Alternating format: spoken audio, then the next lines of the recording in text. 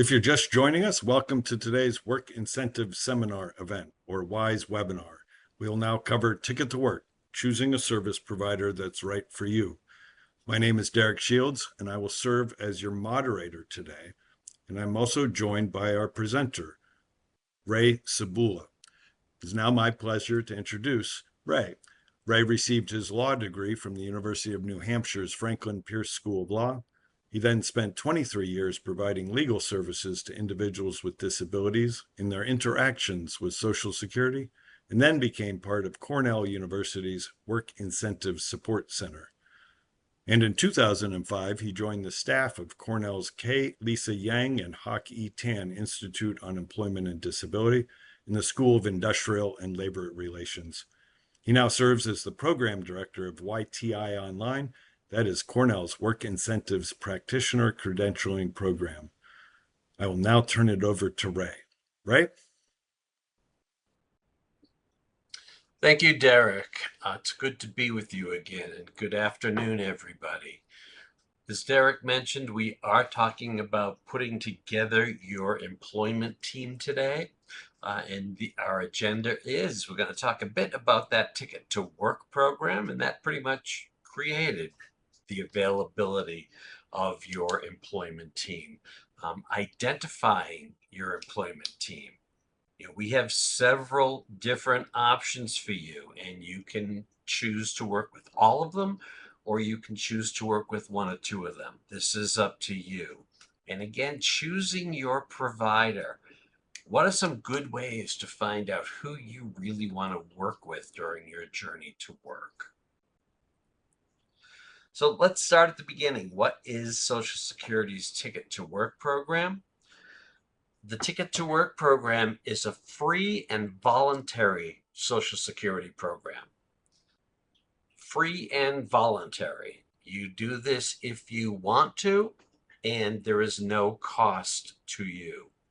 It offers free career development for people's ages 18 through 64 who receive Social Security disability benefits and want to work. The qualifications are pretty simple. There are two Social Security disability programs that the administration administers. SSDI, or Social Security Disability Insurance, sometimes called Title II. This is an insurance program. As somebody works and pays FICA taxes, you're paying into the Social Security system. As you move along in your working career, you eventually become insured for benefits. At that point, everything's good. You're insured for both retirement and for disability benefits, should that be necessary. This is the program that has no income limits and no resource limits. The only thing you need to look at income is that if it comes from a job, if it's work wages, then we have some limitations as to whether or not you remain disabled as income increases. The other program, SSI, or Supplemental Security Income, Title 16, is incredibly different. It uses the same definition of disability as SSDI, but this does not require you to be insured. In fact, it might cover you even if you have never worked at all, provided you meet that disability standard. This is a needs-based program, and it does have income and resource limits. That current resource limit is $2,000 for an individual, $3,000 for a married couple, and very, very basically, as your earned income increases, your benefit will decrease. Now, how can the ticket program help you? Lots of ways. It's almost exciting to talk to you about this. Because there are so many good options for you. The Ticket to Work program connects you with free employment services to help you if work is right for you. you have to make that decision. One of those qualifications are you want to work. So the program itself can help you decide if this is the time for you. And if you decide that it is, we can move forward. Preparing for work. What do you need to go back to work? This could range from some intensive physical therapy, or rehabilitation services, or educational services, to I just need a new resume. I need to explain what was going on during that gap of work when I was receiving benefits. I need help locating jobs. I might need a reasonable accommodation. My resume needs to be prepared, and if I'm going to go on interviews, I haven't been on an interview for a very long time. Practice interviewing. We can do all of that for you. And then find a paid work opportunity. Some of the work incentives that we talk about on different sessions have great options for you to be able to test your work. And with the help of a benefits planner, you can work and have no impact on your benefits until you're ready to say, this is the job I want. I can work more than I think I can. And we can work you towards financial independence.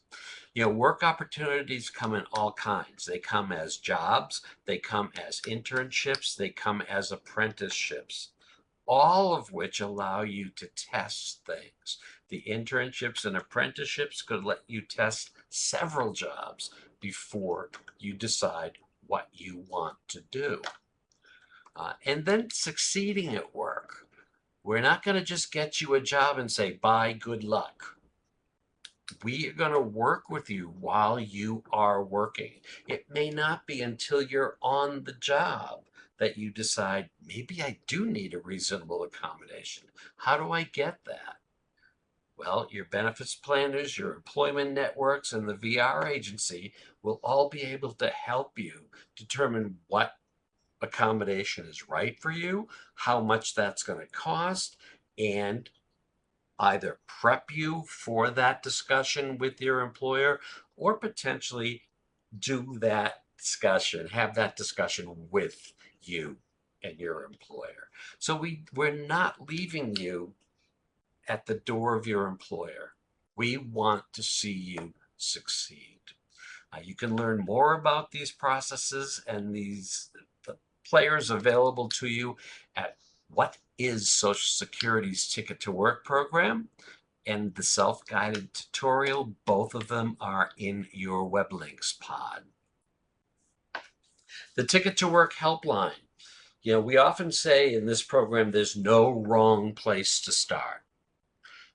Well, the Ticket to Work helpline is a really good place to stop, because you can talk to these folks without any obligation while you're making up your mind to see what resources might be available to you.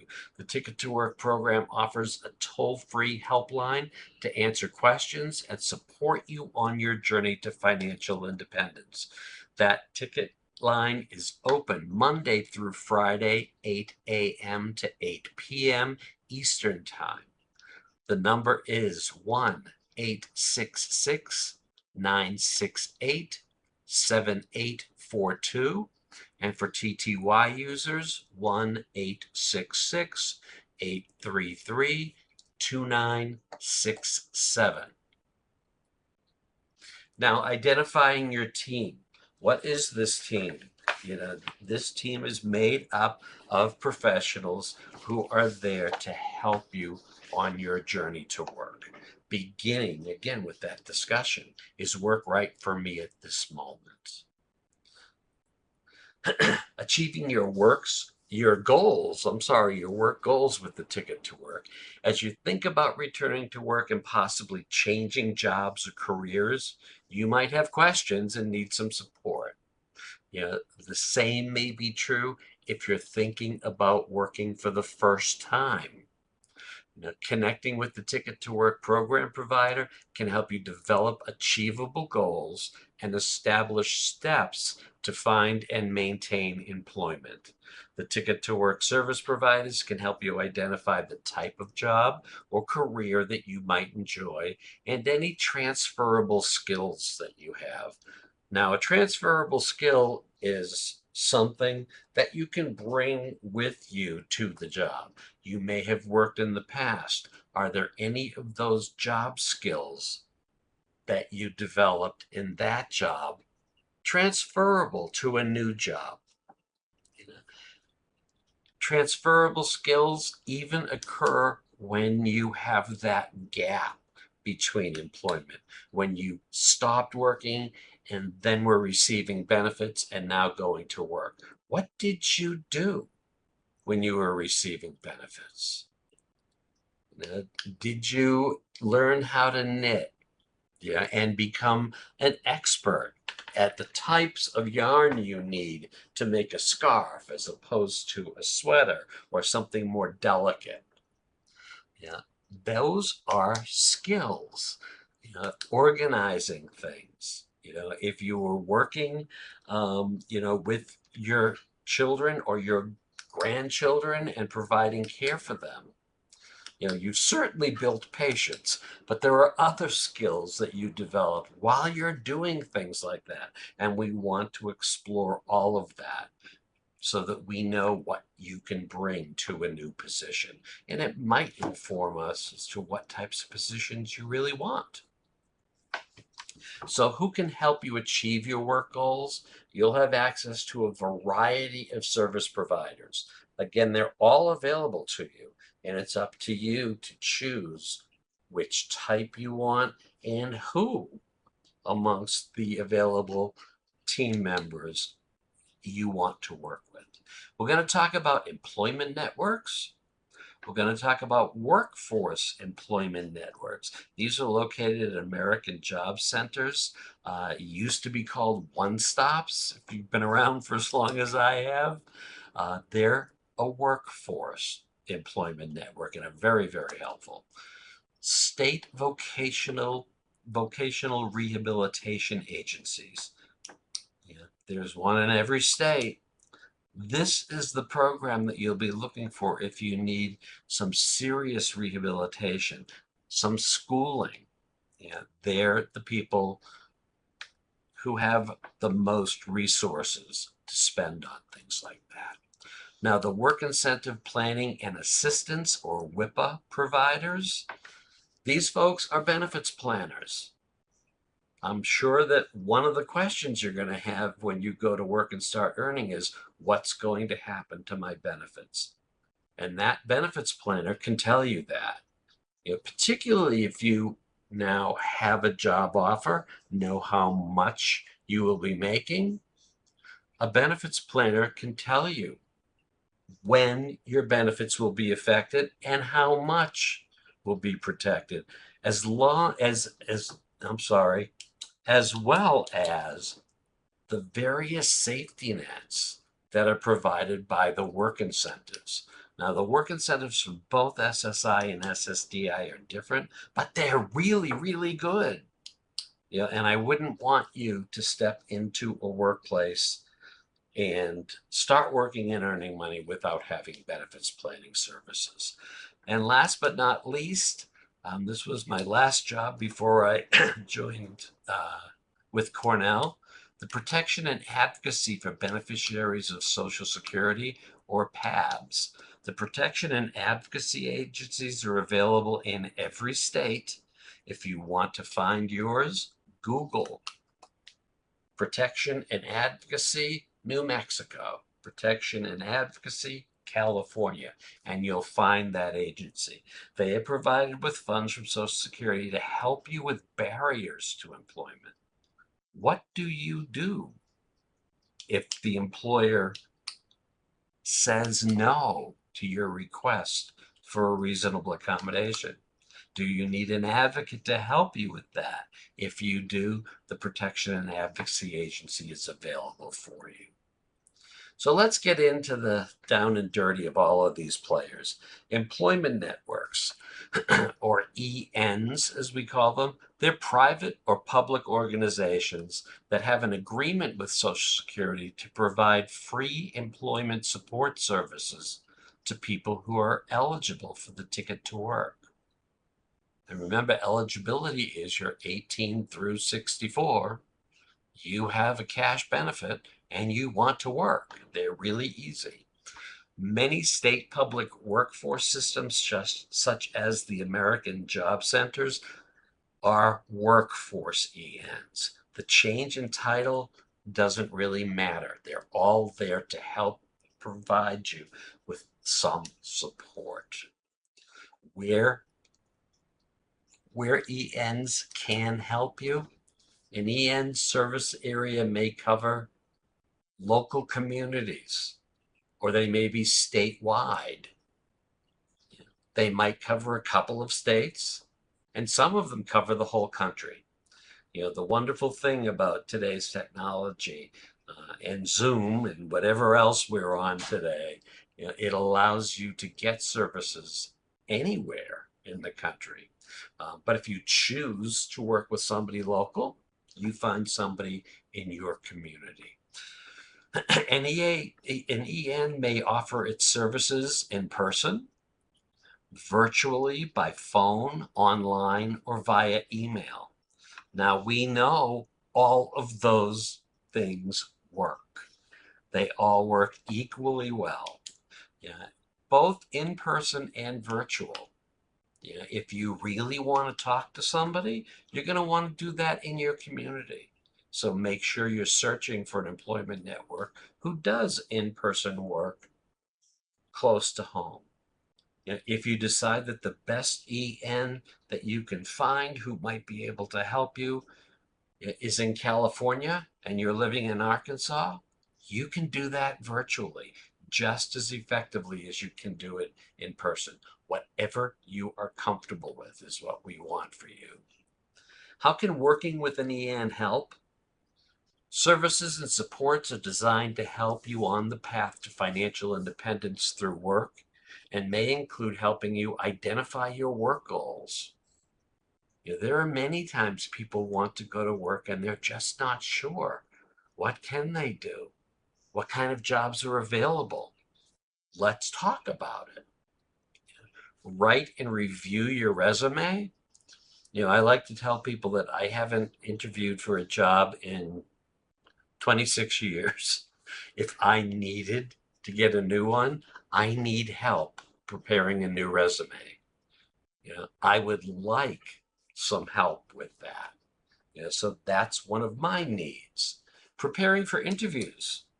Even interviews now are done on Zoom. And does that make a difference? Now, I think that does make a difference. Talking to some people in person is a little less awkward than talking to a potential employer online, but that's up to the employer, really. I want to practice. If I know I'm going to have an online interview, I want practice to help prepare for that interview. If I'm going in person, I might think I'm okay, but did I make up a list of questions? At the end of an interview, your employer, your prospective employer, says, "Do you have any questions for us?" And I've learned that if you don't, that may be something on the negative side. You want to be invested in your employer. You want to know what they do and ask informed questions. If we're doing X, Y, Z, how do you approach this problem? So it gives the employer some kind of feeling that you're interested and you've at least done your research. Employment networks can help. Request reasonable accommodations. We've already talked about that. Again, what accommodation is best for you? How much is it going to cost so that we know it's reasonable when we make that request? And helping with the request or preparing you to have that discussion along. Whatever you want, again. and receiving benefits counseling. Many employment networks have benefits planners in-house. You're free to use those. If you don't want to use those, they'll give you a list of people outside. There's no issue with using a benefits planner that is housed in the EN you're working with. And that benefits planner is going to help plan so that you know in 9 months what's going to happen. So that you can predict when your benefits might be suspended because your income is high. And know the protections that if your income drops, maybe it's just a phone call to get back onto benefits. Very, very important stuff. State vocational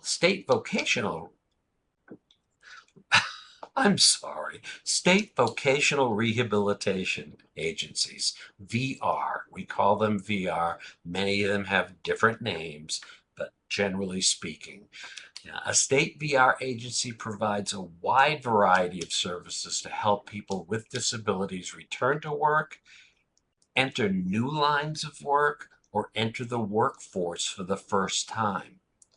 A state VR agency may offer benefits counseling and may also help you with vocational rehabilitation and training and education. If you have some very involved rehabilitation that needs to be done, we need to get you in touch with VR.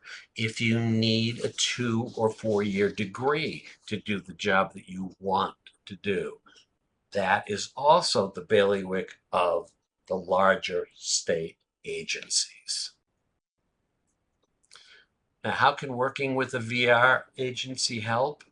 Usually, again, they work with individuals who have more significant needs, more expensive services. In some states, this includes intensive training, education, and rehabilitation.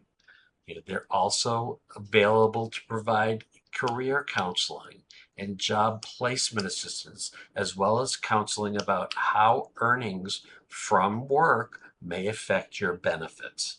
They can do a wide variety of things. The WIPA programs, the Work Incentive Planning and Assistance Providers, these are your benefits planners. They call themselves Certified Community Work Incentives Coordinators, or CWICs. And they are part of the provider team. If you're working or self-employed and receive Social Security disability benefits, CWICs can provide free benefits counseling to help you understand how earnings will affect your SSDI, SSI, Medicare, Medicaid, and other public benefits that you may have. You may have SNAP benefits. You may have public housing benefits. You're going to want to know what's going to happen to those benefits when you go to work.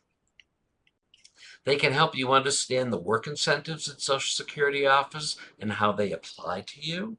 They can also explain the potential benefits for employment and dispel the myths about working. We have a whole session on those myths that you might want to tune into. They're just really a bit outrageous. So work incentives. Work incentives make it possible for you to work while still receiving benefits. They're designed to help you succeed. How many and what kind of work incentives you may be eligible for depend on the type of benefits you receive. Some of these work incentives include keeping your Medicaid and Medicare.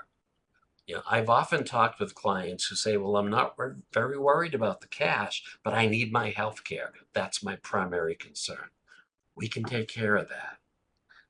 Having access to individualized services and supports. The Ticket to Work is one of those places. But again, we need to look at the work incentive to see what they will provide on top of all of these other things, and keeping some or all of your benefits as you transition to work. Social Security has made it possible for you to be completely comfortable with this transition. and slowly build up your income, before anything happens. And then when it does happen, we'll explain to you all of those safety nets. So for general information about work incentives, and if you are working, to be referred to a WIPA service center in your area, call the Ticket to Work helpline. Again, that number is 1-866-968-7842. Or for TTY users, 1-866-833-2967. Who is eligible to be referred to WIPA? The Ticket to Work helpline will refer you to your local providers if you receive SSDI, SSDI-related Medicare, SSI, SSI-related Medicaid, and you are currently working or self-employed. You've been offered a job. You're actively interviewing for jobs, which means you've had an interview in the past 30 days or expect to go on an interview within the next 2 weeks. And if you are ages 14 through 25, we can give you benefits planning. That transition age group is wonderful, and they need help to avoid remaining on benefits forever. And instead of focusing on those benefits, focus on what they want to do in the workforce. The PNAs, the Protection and Advocacy for Beneficiaries of Social Security, the PABS staff, provide free legal assistance to people who have received or who receive social. I'm sorry again, I'm talking too fast. The PABS organizations provide free legal assistance to people who receive Social Security disability benefits and who have disability-related barriers. Now, that service can be legal support. It could be advocacy. A good example of that advocacy is helping you ask for that reasonable accommodation. You may need legal support if your employer says no. And then information to help beneficiaries resolve employment-related concerns with employers, Social Security, employment networks, VR agencies, or WIPA providers, or anyone else that you consider to be a barrier to your employment goal. PAB services can also help with navigating organizations and services to support your effort to work and to protect your rights. Requesting reasonable accommodations in your college classes, in your training courses, in any licensing programs, and then in your workplace that help will all be available to you. And addressing other disability-based legal issues that are barriers to employment. The path to success. Everyone's path to financial independence through work is different. Once you decide to pursue employment, a ticket program service provider can help you create a plan to achieve your goals and set timelines for the steps that you need to take. Understand your responsibility for reporting work and earnings to Social Security. That's very, very important. You need to report your earnings to Social Security in a timely manner. That's your obligation to Social Security. Understand I'm sorry, I did that one. And helping you follow your plan. This plan is taking the steps. Well, I need to get my GED before I can work. Okay, let's get you into a GED class, and we're going to talk you through that class. Is everything going well? You're getting ready for the test. Do you need any support for that? Do you need a reasonable accommodation while you're taking that test? And then once that's done, we're going to start developing your resume. And then we're going to start sending you out for interviews. Then we're going to select, or you're going to select, the job that you want. Question and answers. I'm sorry, Derek, but I finally got there. Ray, this is Derek speaking. No need to apologize. It's good to be back with everyone. And thank you so much, Ray, for the content and reviewing all the service providers that are on the employment team. And also thanks everyone for your questions and comments in the Q&A pod.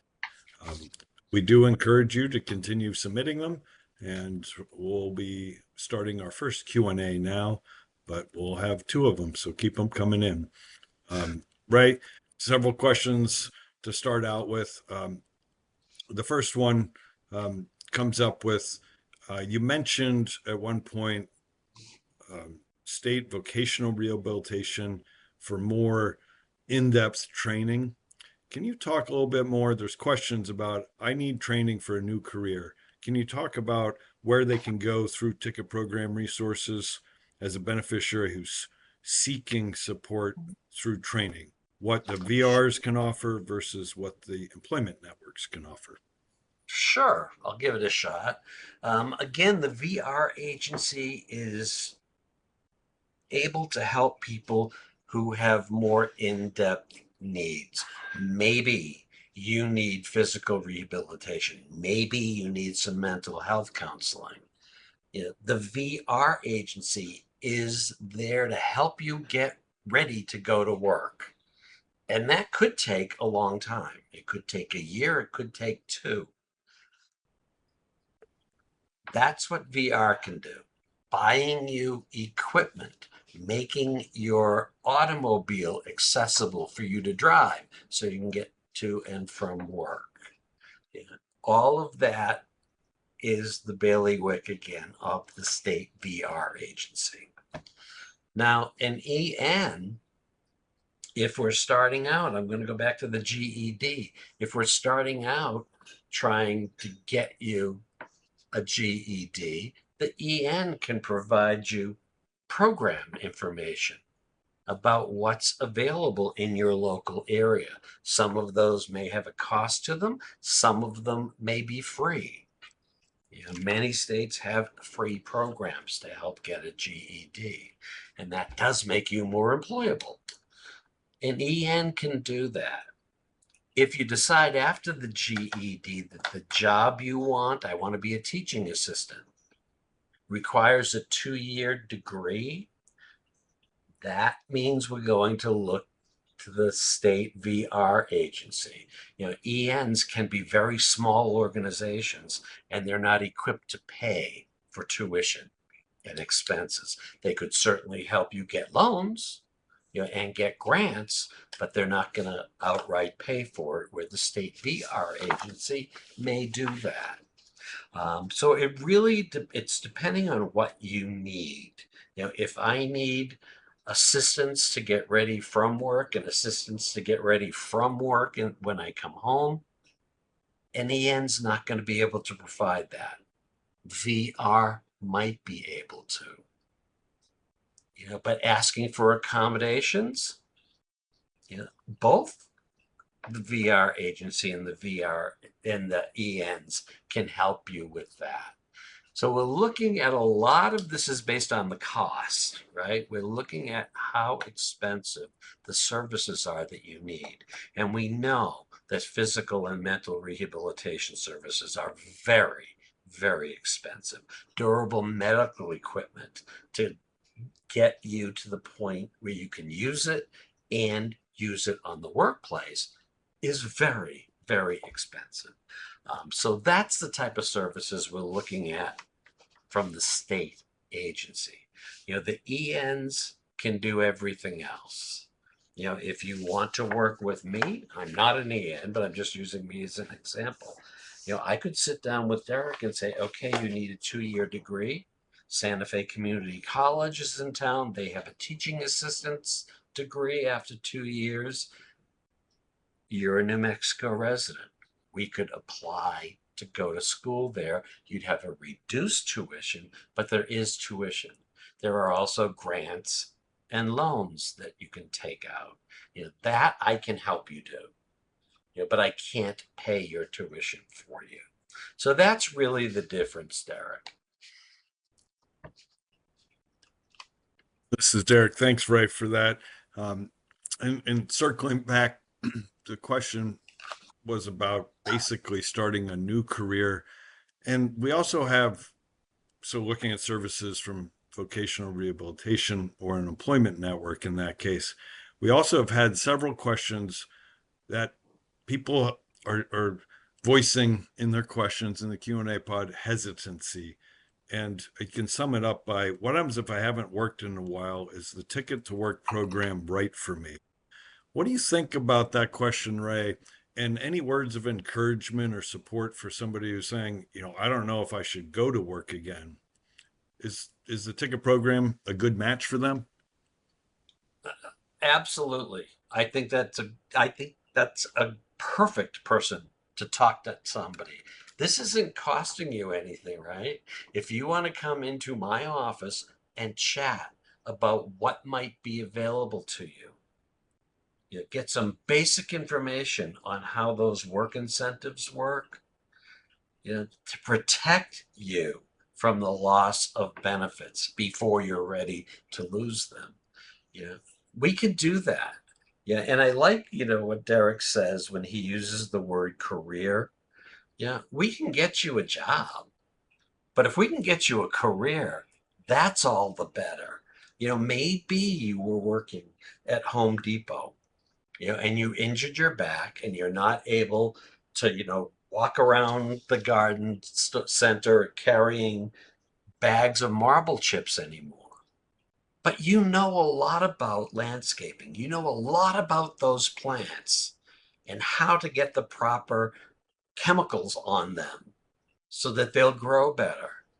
Maybe your return to work is working a desk job to order plants, to tell other people who are carrying bags of 50-pound, marble chips, what they need to do with them, how they need to stack them so they're not breaking open, and how they may have an obligation to help consumers get those bags of marble chips out of the shopping cart and into their car. Yeah, you have a lot of skills there because you have knowledge that is useful in a different aspect of the garden center. And that turns this job into a career. I said, maybe you're going to buy. What plants are you going to buy if you're in Massachusetts? What plants are you going to buy to sell to people if you're in New Mexico? If you know all that stuff, you know a lot. And we can take you from your former job, use that knowledge or transferable skills to get you into a different career with the same information, right? It's all about plants, all about gardens. So I think that's one example we could do with somebody who is not working now and wondering what might be out there for them. Now, if you're wondering if you want to go to work at all, my first piece of advice is, what are you afraid of? What's the risk? The ticket to work and the work incentives are really going to remove a lot of those risks. I do know a bit about benefits planning, and I could take you into my office and sit down with you and develop a plan that would allow you to work part-time and have no impact on your benefits at all. And if you like this and everything's going along smoothly, now it's time to consider adding more hours. And if you're able to do more hours on a consistent basis, maybe we need to start talking about what's going to happen to your benefits. And more importantly, if this job doesn't work out, how you can get back onto benefits really fast.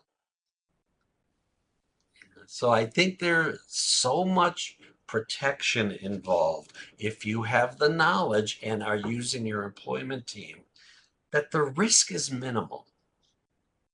Yeah, and I don't know about you and your past work experiences. All I know is that work is the best medicine. When I have a bad day, working helps. If I'm in pain, working helps. So there's a lot of these extra benefits that come from work other than just a paycheck. Are you in your home isolated because you don't have any money? Your benefits pay for your food and your shelter, and that's about it.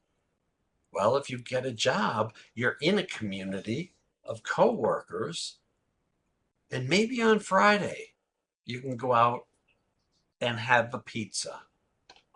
You have that choice now. You have the ability to go to your local stores and your local convenience stores and get to know the neighborhood that you might not be able to do while you're on benefits. And I know it's a lot. It's a lot. It's very hard. It's a very tough decision. And those doubts and hesitancies are going to be in the back of your mind. But every player, every provider that we've talked about is there to help you and talk to you. And all we ask is that you tell us why you're hesitant so we can respond appropriately and give it a shot. And I can tell you that these plans they're not aimed at getting you a job. They're aimed at getting you more access in your community. They're aimed at you losing the cash benefits. You want to be financially independent. But the cash benefit is going to be far lower than what you can have if you earn things. Quick example. The maximum SSI benefit this year is $994. If you go to work, you need to earn $2,053 before you lose all of your SSI. So my choice for you is $994 or $2,053 a month. I will give you the information to help you make that informed choice. And again, if we're not dropping you off at an employer and saying go to work, but are there to help you succeed, that could be as simple as your employment network being willing to take your call when you've had a very bad day at work, when you're considering quitting. And talk to somebody about why you're considering quitting, what we might be able to do to stop that from happening again. And there is so much help here for you and the risk financially to you is nothing. We will tell you when your benefits start being affected, but remember, these services are there for you at no charge. Ray, this is Derek. Thank you for that. I think there's a lot of encouragement in there, and I hear that the ticket program and all of the service providers that you reviewed are positioned to support, and that's for qualifying people that have had work experience or people who have never had a job before. And I think, I hear that there's providers and professionals who understand the challenges, and they've helped people like yourselves go through the process. In fact, they're helping thousands of people right now go through the process. So we encourage you to explore that with the knowledge that you can have a service provider employment team behind you and supporting you. Sometimes I like to think about that as the scaffolding. As you take some risks and try things for the first time, know that you have some scaffolding supporting you. And as you get more confidence, then those can peel away in time. Well, Ray, as it always happens, we've gone through the first Q&A portion. I need to send it back to you for going into the next segment of choosing a service provider. and then we'll be back with you in a little bit for our second Q&A. Okay, thank you, Derek. Then let's move on. Choosing your service provider. Remember, this is your choice. Questions to ask when choosing a provider. Yeah, as you talk to service providers, you may want to ask some of these questions. Do you serve others who have the same disability I have or similar disabilities? I think I'd want to know that. If I find out that the answer is yes, I specialize in your type and related disabilities, that's different from the answer, no, I've never worked with somebody with your disability. That's going to weigh my decision, isn't it? What types of jobs have you helped find for other people with similar experience and skill sets? Another very important question. You're interviewing these people before you decide you want to work with them. And I want to know what types of jobs you've got, people. Are they flipping burgers at McDonald's?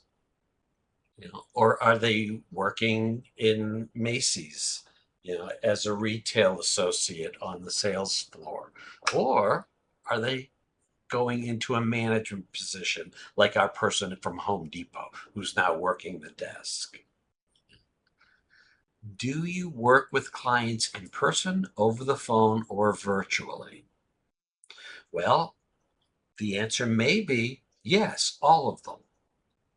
I prefer to work with people in person or virtually. I don't like the phone very much. You know, let's see. Is this person local to you? If the person's local, you may be able to go in person all the time or virtually when it's more convenient to do that. I want to know how people are going to communicate with me. What happens after I assign my ticket? That's your job here. We are hunting for a team and hunting for somebody to give our ticket to. Once that ticket is assigned, what happens? I want to know. What's the process to build my employment plan? And how do we do that? And what if I need assistance? Can I get assistance to help me? All of those questions are very good, are very good. And if you're on the phone talking with an employment network, is your office accessible? I mean, they should be. Just about everything is accessible now as far as architecture is concerned. But if they're in a very old building that may not have an elevator and they're on the third floor and I use a wheelchair, we're not a good match. So all kinds of questions that you want to know. Just the same questions that you are going to be asked when you sit in the interview chair. It's the same process. So topics to discuss when you meet with the service provider, as you meet with prospective providers, ENs, or the VR agency, be sure to talk about what services you need. Do you need a new resume? Do you need practice with interview skills? How about benefits counseling? If you're concerned about what's going to happen to your benefits when you begin working and want to know in the future when something's going to happen, I'd want some benefits counseling. Why you are looking for help with these services. That's important. The employment network is going to want to know why. Are you ready to go to work? If you've made that decision, what types of jobs are you looking for? What services are you looking for from me? How the service provider can help you achieve your work goals. What are you going to do for me? Well, we're going to build a plan.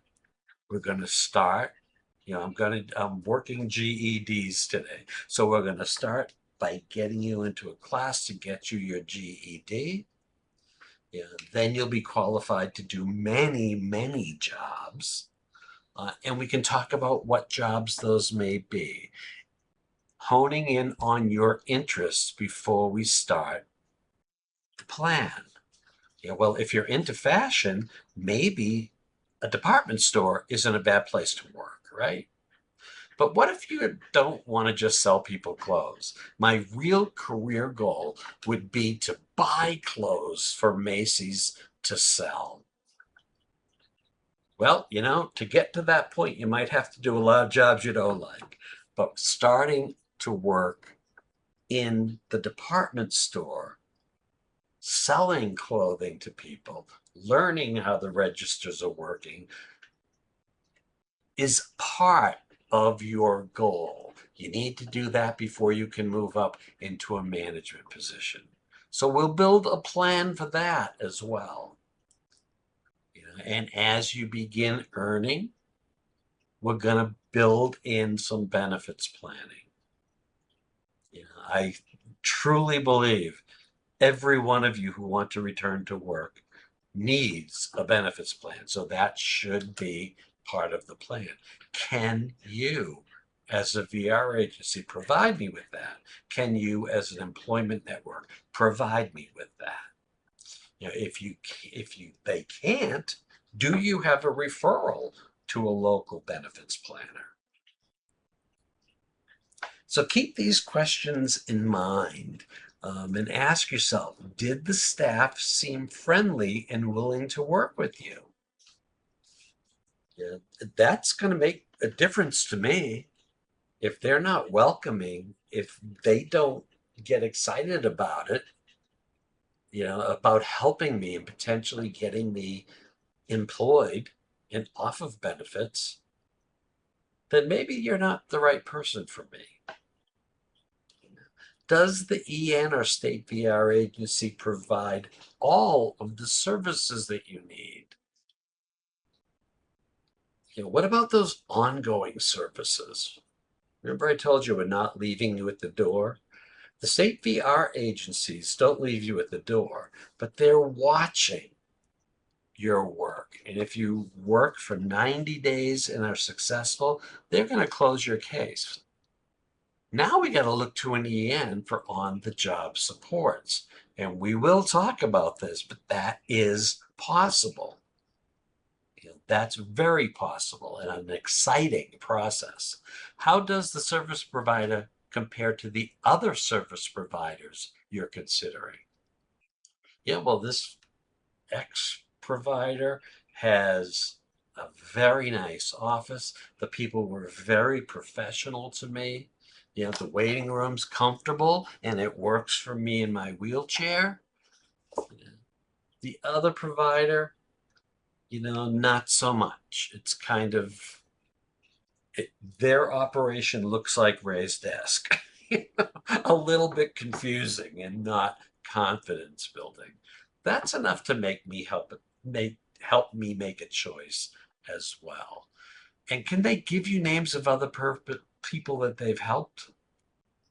What was that person's experience? Did you enjoy working with the employment network? Did you enjoy working with the state VR agency? Or did you use both? How was your experience making the switch from VR to an EN? All of those questions you want to keep in the back of your mind and reach out for the resources. I've got to tell you that most of the professionals that you're going to be working with believe in you and believe in all of these programs. And our goal is to make you financially independent. All right, so how do you find a service provider? To find a provider online, there's a Find Help page. You'll find that also in your web links pod. You can search by zip code, the types of services offered, the disability type, the languages spoken, or the provider type. If I'm looking for an EN, I don't want to hit search until I've limited my search to ENs. There's a lot of information in that database. So for a list of service providers, you can also call the Ticket to Work helpline. If you don't have a computer or you're not really savvy about hitting the right button and narrowing your search, call the Ticket to Work helpline. They can give you a list of service providers that could help you, and if it's important for them to be local, local providers. Again, I'm going to give you that number. It is 1-866-968-7842, or for TTY users, 1-866-833-2967.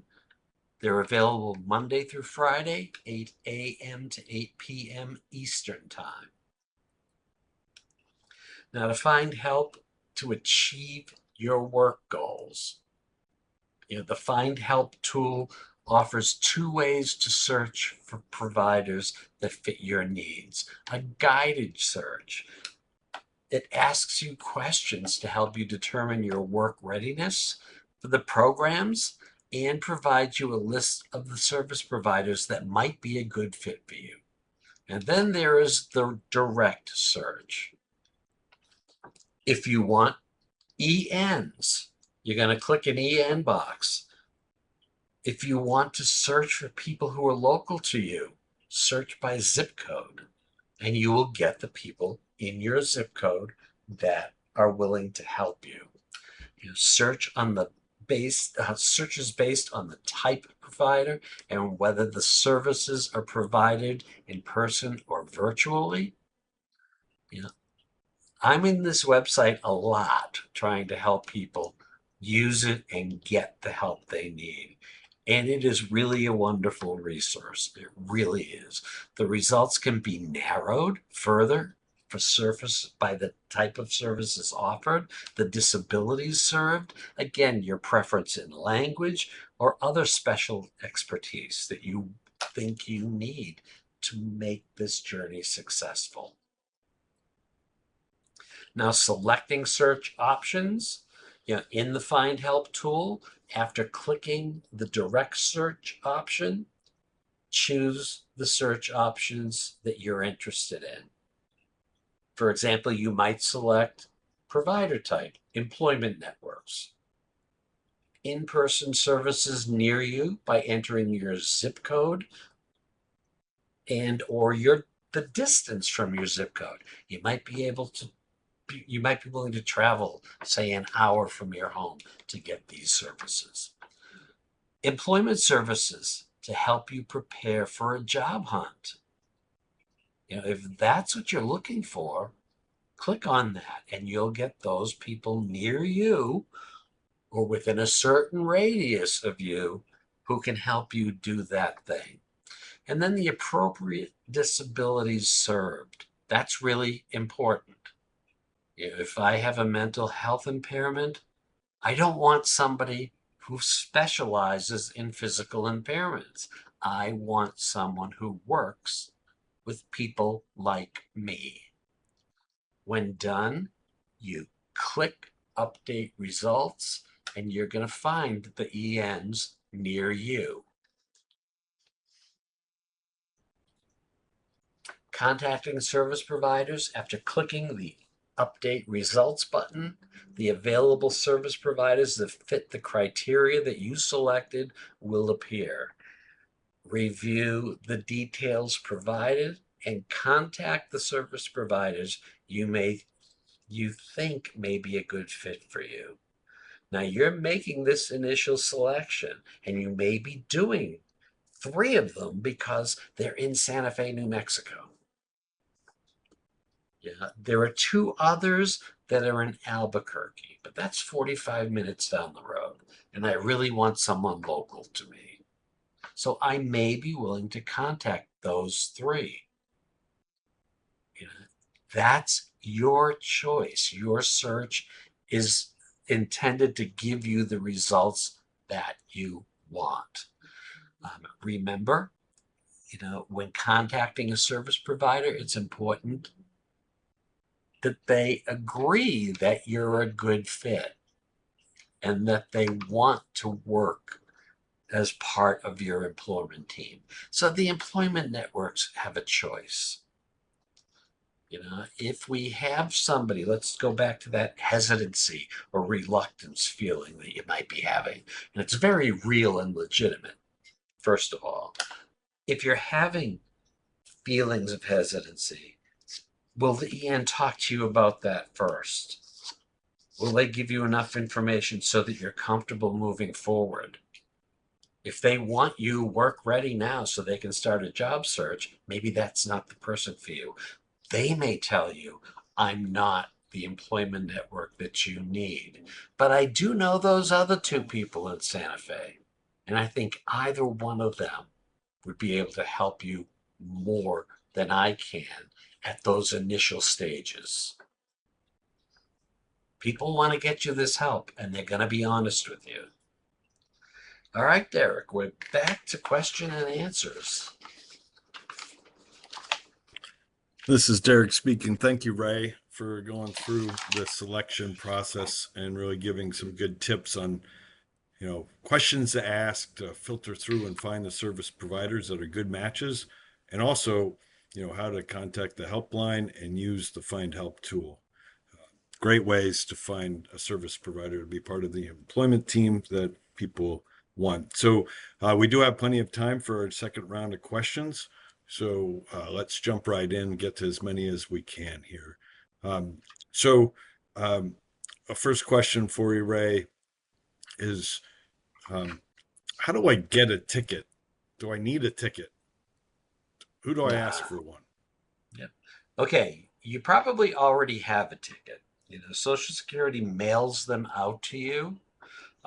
If you were disabled 5 years ago, it was probably 4.5 years ago when that ticket was mailed to you. If you don't have the physical ticket, that's all right. You don't need it. The helpline can tell you if there's a ticket available for you. So give those numbers a call and ask, do I have a ticket? And if they say yes, you can begin your search. Most people who are on benefits have a ticket to work. And again, you don't need the physical ticket. If you feel better having one, call the helpline and they'll get you another copy of it. Thanks, Ray. This is Derek. A couple questions from our entrepreneurs that are joining us today. Loosely, how do I find an employment team member or service provider like a employment network who specializes in self-employment? What are your suggestions there? Yeah, that's an excellent question. And it's an excellent area for specialization. Yeah, the Find Help tool could help you. When you pull up those three employment networks from Santa Fe, you're going to have information about what they do and who they help. Look for somebody that does self-employment. If you're talking to the Ticket to Work helpline, asking for local employment networks or any employment network that can help you with self-employment. You may have to go outside your area. Self-employment is very much a specialty, and it's very different from just going to work. There are lots of things that you need to be prepared for, and you'll find that your employment team's bigger. So ask very direct questions of your service, of your employment networks, of your VR agency, even your benefits planner. Do you have knowledge of self-employment steps? You have to make sure that's important. They're out there. They're out there. I just finished teaching a bunch of people about the self-employment aspects and Social Security rules and what they require and what the IRS is going to require. It's very, very involved. I'm not trying to scare anybody away from it because, if you need a work at home job, setting up your own business is great, right? But you need to know what steps you need to take.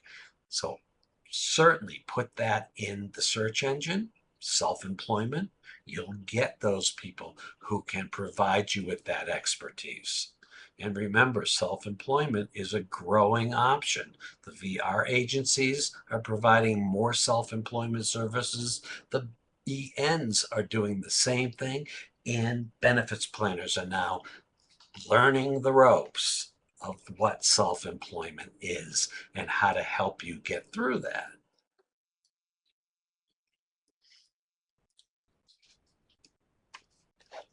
This is Derek again. Thank you, Ray. Well, you kind of led into it when you said self-employment and working from home was a good option.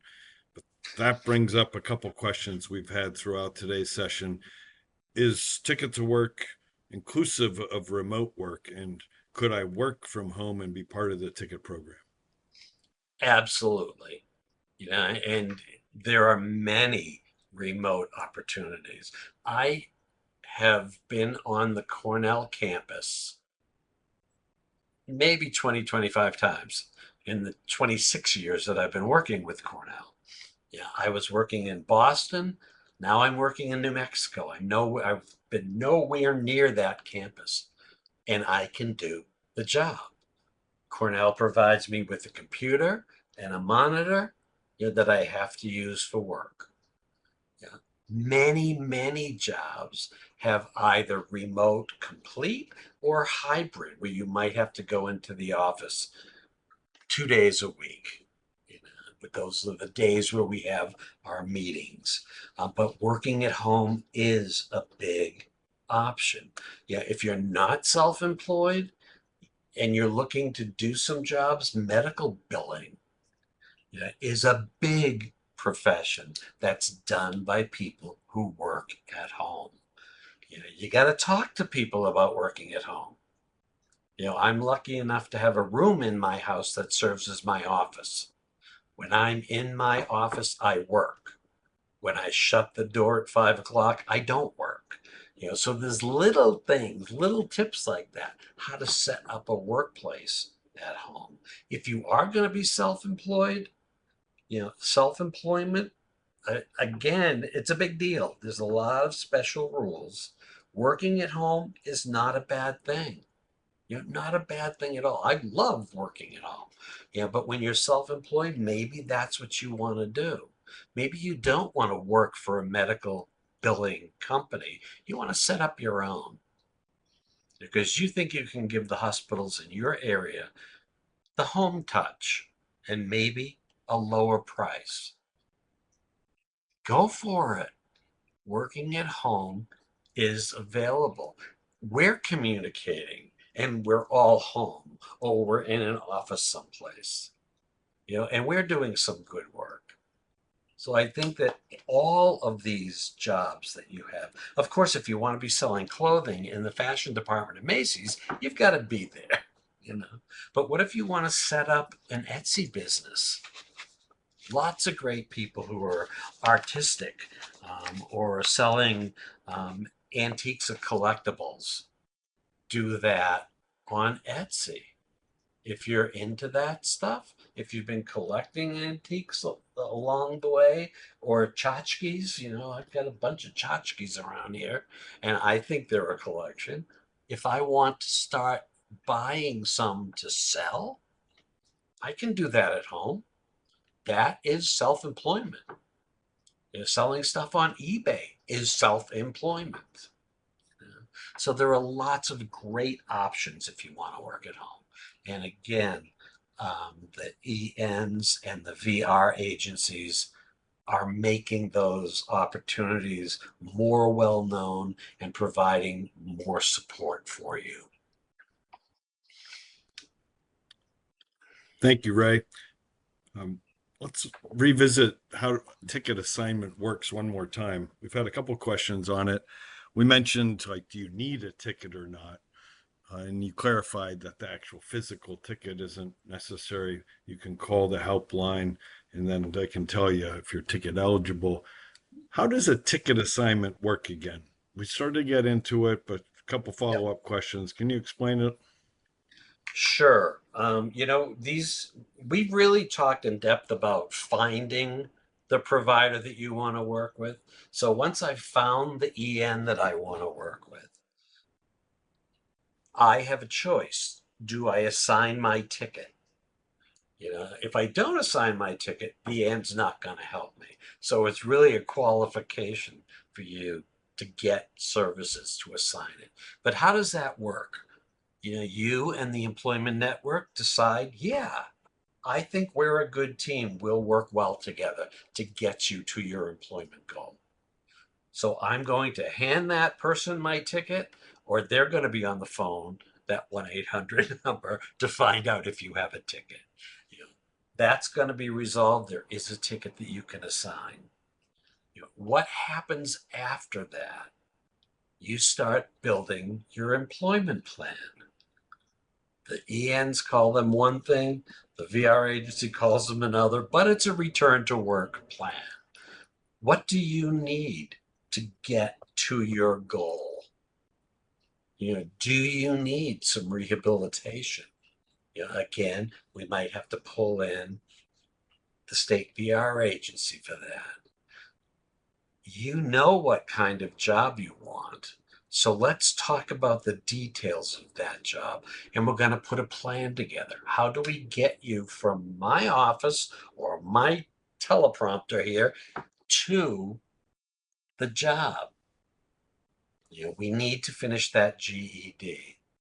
So let's find programs in the area, and you'll have a certain length of time to get enrolled in one and succeed and pass that test. Now we need to start building a resume.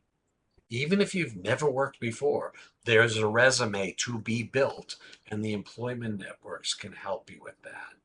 We're going to put that together. We're going to locate people in our area, and whatever that radius is, if you're willing to travel an hour, that's fine. If you're willing to keep it really local, that's fine too. So we're going to look for places that match with your skill set and eventually that work goal. Who are local to you? And we're going to look for that gardener. We're going to look at Home Depot. And you may just be a gardener. You may grow vegetables, but you love it. It's good therapy. Let's look at a garden center. Do you need a reasonable accommodation? Let's figure out what type. You may not be able to lift those marble chips, but you can do everything else. Let's ask for a reasonable accommodation. What kind of training would you need for that? Or if you can't, be lifting and standing on your feet all the time, is there a job associated with gardening that we can get you? All of that is possible, and we're building a plan and building steps that you need to take in order to get to that goal. And are there paid opportunities? During the summer, those garden departments are really busy. Maybe they'll hire if you can get your GED before next summer. We can get you a job in the garden department and ask for the accommodations that you need. And we'll start earning. Let's set an earnings goal for you. And then as we move along in the process, the plan's going to say, well, now is the time to increase wages. Let's get settled in the job. And it may be that you don't really want to work in the garden store. You want to work in the office area of the garden store. Buying seeds, buying pots, all of that good stuff. Well, you're going to have to work on the floor first. But then when you get that experience, is there training that you need? So we may be starting school in addition to working. And all of this keeps going upward until you have reached your goal. And we're going to tell you, these are your obligations. If we put a plan together, you need to meet that plan. and make timely progress towards your goal. I'm going to tell you is in the end that if you have issues with me, the Protection and Advocacy Agency can help you. I hope we can talk to each other about it, but if you feel you need help, they're available to help you out. If you need benefits planning, I can't do that for you, but I will get you in touch with a local planner. That's my obligation. And your obligation is to comply with the plan that we build together. I'm not building one for you. We build the plan together. Ideally, we part ways when you've been working a few months and you tell me that's enough, Ray. I've got it from here. Thank you. And every time I close a file, I'm smiling because there's somebody who succeeded and maybe I helped. So I think I'm off track, Derek. Bring me back. Yeah, Bring me back in. this this is Derek. Thanks, Ray. Yeah, so I mean, a lot of motivational thoughts about assigning a ticket and working with the service provider and what's possible once you make that step, a bridge towards employment and financial security. Just to reinforce in the web links pod, if you haven't done it yet, we have a great tool there, finding an EN and assigning your ticket worksheet. Takes a lot of the ideas that Ray covered in two pieces of today's webinar, and that's a takeaway for you there. We get a question all the time: are the slides or the recording available? Both will become available to you on the ChooseWork website within 2 weeks from today. So that could be a resource for you as well. Ray, in about a minute left for you, as you think about those that are with us and what steps do they take next when considering the program, the employment team, and deciding to work with a service provider, a parting recommendation from you? Okay, you've got a lot of information. You've got to think about it. So tonight after dinner, don't turn on the TV. Think about it. Talk about it with your family members. They may have concerns about this too. You're all a team. And then once you talk that out and get a good night's sleep, use that find help tool. Call the 1-800 number and take a chance. That's the good thing about this. You're free to take a chance. And I would like to say you're free to fail as well.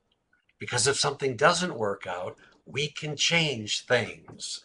And sometimes you learn a whole lot more from those little trips and little stumbles than you learn from directly going to a workplace and trying to succeed. So take a chance. Remember the number of people who are out there to help you and guide you to financial independence, which means more money, and a better life. So give us a shot. Ray, thank you so much for being with us and presenting on choosing a service provider. We appreciate all your recommendations and covering the content today. All right, so now I'm going to turn to wrap us up. And yep, you're welcome. Now, how do I get started? Well, Ray shared this throughout. We're going to share it one more time. First, please make sure you're eligible for the program. Like we've said today, you must be age 18 through age 64 and receive Social Security disability insurance or supplemental security income due to a disability.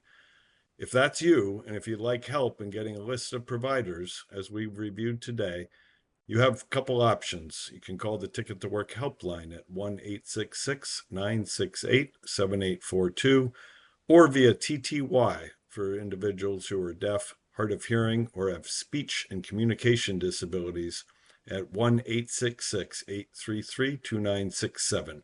Our beneficiary support specialists are available to guide you and connect you with the right service providers and other resources. We encourage you to also visit our website at choosework.ssa.gov. There you can learn more about the ticket program, read about our success stories, check out job resources, or watch some videos, and of course, use the Find Help tool that's listed at the bottom of this slide too. Through that, you can access the employment network, state VR agencies, and use all the tips Ray covered in his presentation today. We also invite you to stay connected and informed with us about the Ticket to Work program and all of our other related updates. One easy way to do this is by subscribing to the Choose Work blog and signing up for email updates. Just visit choosework.ssa.gov/contact, where you'll find our subscription options and more ways to stay engaged. That information is also in the web links pod and Ticket to Work contact information. Further, if you prefer updates through text messages with webinar announcements and other helpful tips, simply text us at TICKET or send that to 1-571-489-5292 and join many other people receiving text updates. Standard messaging rates may apply depending on your mobile plan. And if you have questions or need support, we welcome you to reach out to us anytime via email at tickettowork@ssa.gov. Whether you're just getting started or looking for guidance along the way, the entire Ticket to Work team is here to help. And finally, please join us for our next WISE webinar on Wednesday, August 26th from 3 to 4:30 p.m. Eastern Time. Registration is now available at choosework.ssa.gov/wise or contact us at the Ticket to Work helpline. Thank you again for attending today's session. This ends today's webinar.